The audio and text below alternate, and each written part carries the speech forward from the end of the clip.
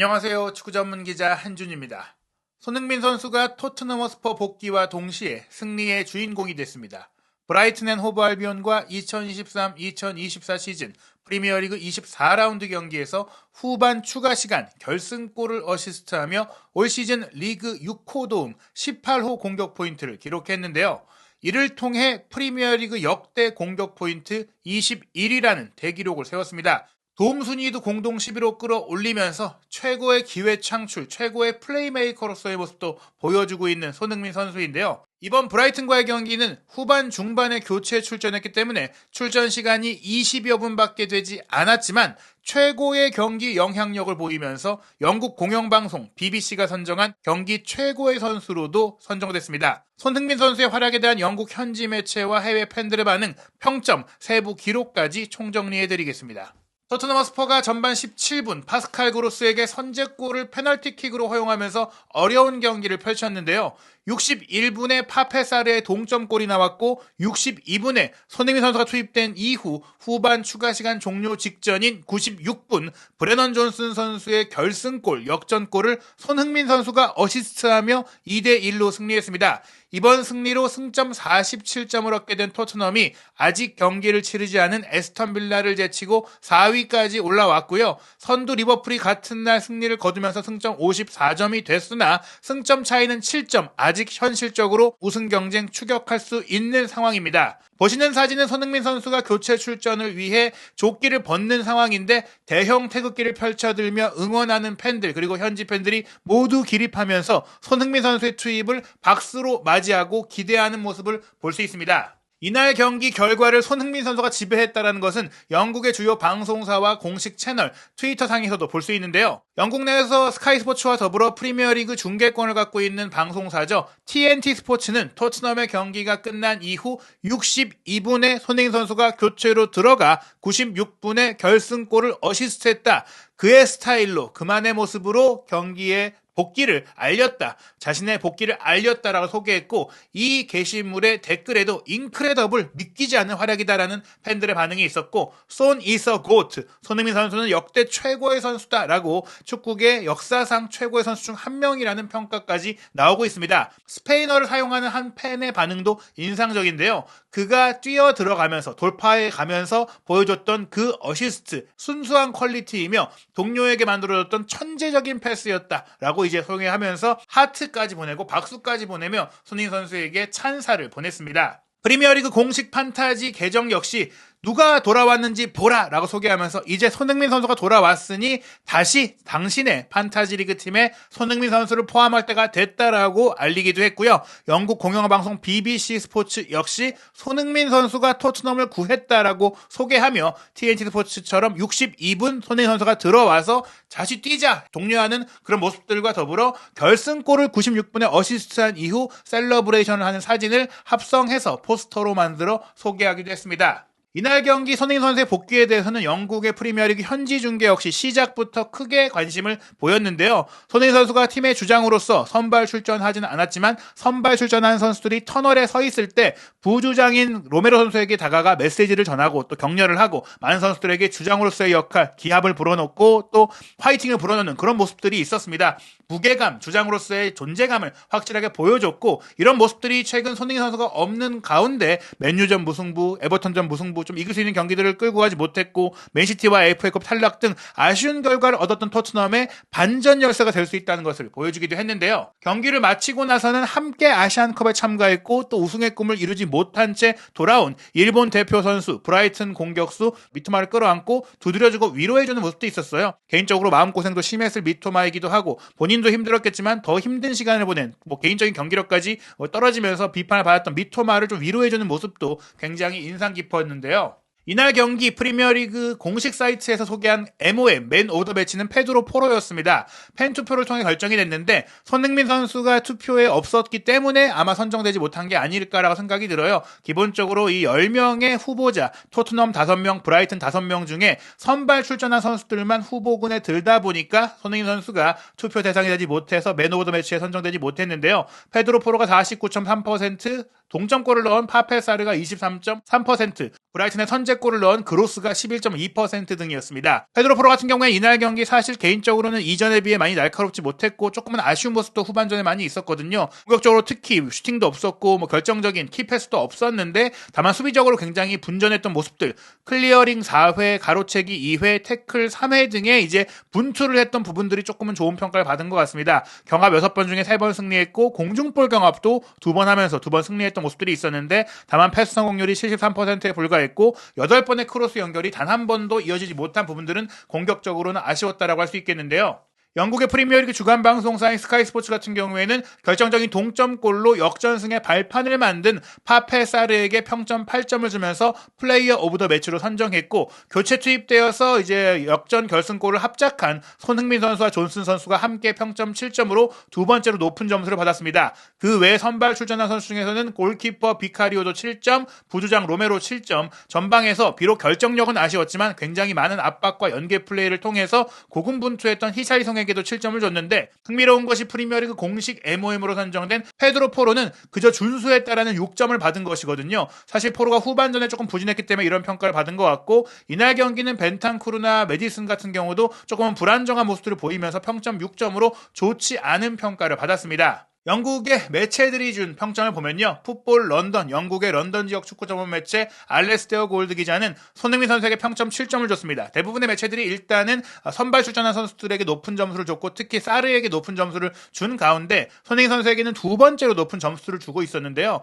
손흥민 선수의 활약에 대해서 늦은 감이 없지는 않았지만 브레넌 존슨의 마지막 결승골을 끌어내며 보인 주장으로서의 보답은 대단했다. 결국에는 주장으로서의 역할을 해줬다라는 평가였고요. 영국의 런던 지역 신문 더 스탠다드, 런던 이브닝 스탠다드도 손흥민 선수에게 7점을 주면서 측면에서 결정적인 크로스를 보여주면서 또 존슨의 골을 도우면서 그의 복귀를 알렸다라고 소개했습니다. 영국의 인터넷 매체 90미닛도 손흥민 선수에게 준 평점은 7점이었고요. 존슨이 마무리할 수 있도록 공을 안내했다. 그 전까지는 크게 관여하지 못했다라면서 경기 영향력 자체가 크지 않았다라고 했는데 글쎄요. 확실하게 연결된 부분들이 많지는 않았지만 손흥민 선수가 들어가면서 이선과 하프 스페이스의 결정력과 파괴력과 존재감이 커졌다는 점에 있어서 슈팅 관여를 하진 못했지만 경기 관여는 전 높았다라고 생각이 듭니다. 통계 매체 평점도 사실은 출전 시간도 많지 않았고 무엇보다 슈팅 자체가 없었기 때문에 높은 점수는 아니었는데요. 선발 출전한 선수들 중에서 파페사르가 평점 8점으로 폰몹 기준 최고의 선수로 선정이 됐고 손흥민 선수는 7점 그리고 브레넌 존슨이 득점을 하면서 7.6점이었습니다. 그리고 소파스코어 같은 경우는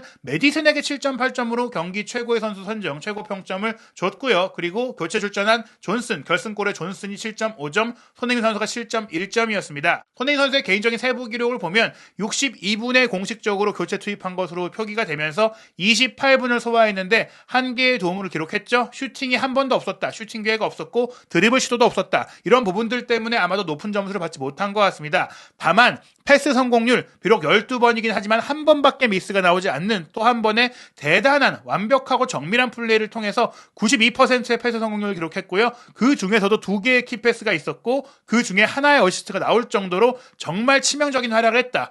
빅찬스 창출 그게 바로 결승골 도움이 됐고요. 다만 이제 한 번의 지상 경합, 한 번의 공중볼 경합을 이기지 못한 부분들 경합 승률이 이제 한 번밖에 없었기 때문에 0%가 됐던 부분들이 평점이 낮아진 이유지 경기 영향력은 높았다. 다시 한번 말씀드리고 또 왼쪽 측면을 기반으로 뛰면서 제한된 역할을 했던 부분들도 평점에는 불리해 줄 수 있었다. 그러나 실제 경기 결과를 바꾼 인물은 손흥민 선수였다.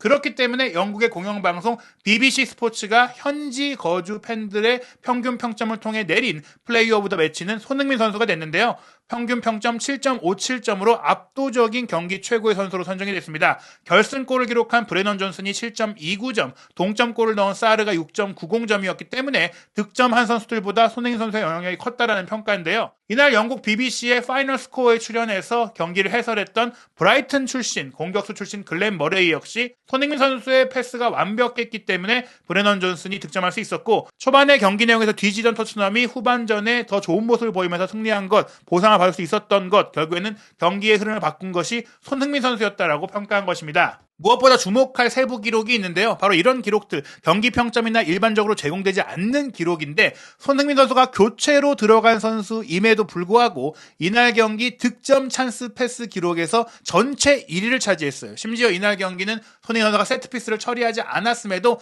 0.26으로 경기 전체 득점 찬스 패스 점유율 1위를 차지했습니다. 메디슨이 0.17, 베르너가 0.17. 플레이메이커인 메디슨보다도 잠깐 뛴 손흥민 선수, 풀타임을 뛴 또 플레이메이커인 메디슨보다도 손흥민 선수의 득점 찬스 패스가 많았던 부분들, 그리고 손흥민 선수보다 2배 이상 많은 시간을 뛰면서 왼쪽 사이드에서 분주하게 움직였던 티모 베르너보다도 역시나 훨씬 높은 득점 찬스 패스를 기록을 했고요. 실제 미드필더인 사르, 최전 공격수인 히샬리송, 또 이날 측면 돌파나 공격 전개가 좋았던 미토마와 비교를 하더라도 손흥민 선수가 압도적인 득점 찬스 패스 기록을 남겼기 때문에 이것이야말로 손흥민 선수의 경기 관여도와 경기 영향력이 크다는 것을 보여주는 지표라고 할 수 있겠습니다. 또한 이날 경기 토트넘의 평균 위치, 선발 선수들을 기준으로 봤을 때는 히샬리송이 최전방에서 조금은 고립된 모습들을 보였고, 베르너가 가장 높은 곳으로 갔고, 클루세스키가 오른쪽으로 벌렸고, 그러면서 이제 어떻게 보면은 4-1-4-1에 가까운 형태라고도 볼 수 있었는데요. 메디슨과 사르가 전진해서 두 명의 공격 미드필더처럼 움직였는데 그런 가운데서도 슈팅 기회가 결정적으로 나오지 못했고,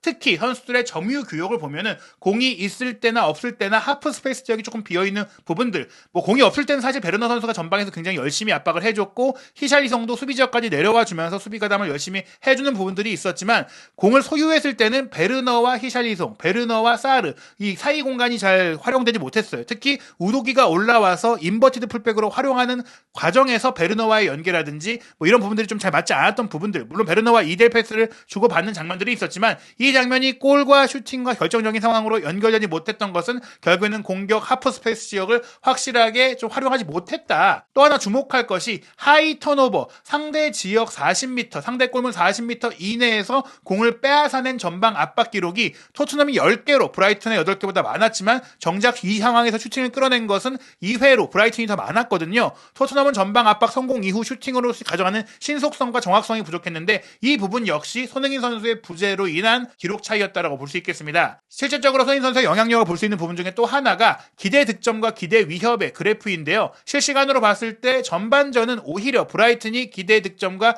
기대 위협에서 모두 앞서다가 후반전 들어서면서 토트넘이 역전하고 앞서가기 시작했는데, 물론 0대1로 끌려가던 홈팀이 당연히 후반전에는 총공세를 펼치고 원정팀이 이제 리드하고 있다라면 좀 물러설 수밖에 없는 상황이라고 하지만, 막상 브라이튼이 후반전에 선수 교체를 수비적으로 한 게 아니라 공격적인 자원들을 또 연달아 투입하면서 경기를 했었거든요. 그리고 무엇보다 토트넘이 동점골을 넣고 나서도 브라이튼이 다시 공격 위협도를 높여가려고 했지만 손흥민 선수의 존재 속에 기대 득점과 기대 위협이 모두 훨씬 더 높이, 압도적으로 높이 올라갔다는 것은 손흥민 선수의 투입이 경기의 흐름 자체를 바꿔놨다는 것을 증명하는 객관적인 기록이라고 할 수 있겠습니다. 실제로 손흥민 선수가 없었기 때문에 왼쪽 하프 스페이스 지역을 잘 공략하지 못했다고 말씀을 드렸는데, 교체 투입되자마자 65분에 손흥민 선수가 왼쪽 하프 스페이스 지역을 치고 올라오면서 공을 이어받고, 그러면서 오른쪽 하프 스페이스 지역으로 빠져들어가는 브레넌 존슨에게 스루 패스를 넣어준 것, 존슨의 슈팅이 골키퍼 정면으로 이어지면서 무산이 됐지만 결국 후반 추가 시간 6분 손흥민 선수가 왼쪽 하프 스페이스 지역으로 이동해서 메디슨에게 공을 연결해주고, 그 다음에 히샬리송 선수를 향해서 메디슨이 공을 찔러 넣어줬을 때 히샬리송이 왼쪽 하프 스페이스 지역을 점유할 수 있도록 손흥민 선수가 왼쪽 사이드를 또 커버해주고, 그러면서 이 패스를 히샬리송에게서 받은 이후 반대편에서 달려들어오는 존슨에게 한 번의 크로스를 빠르게 넘겨주면서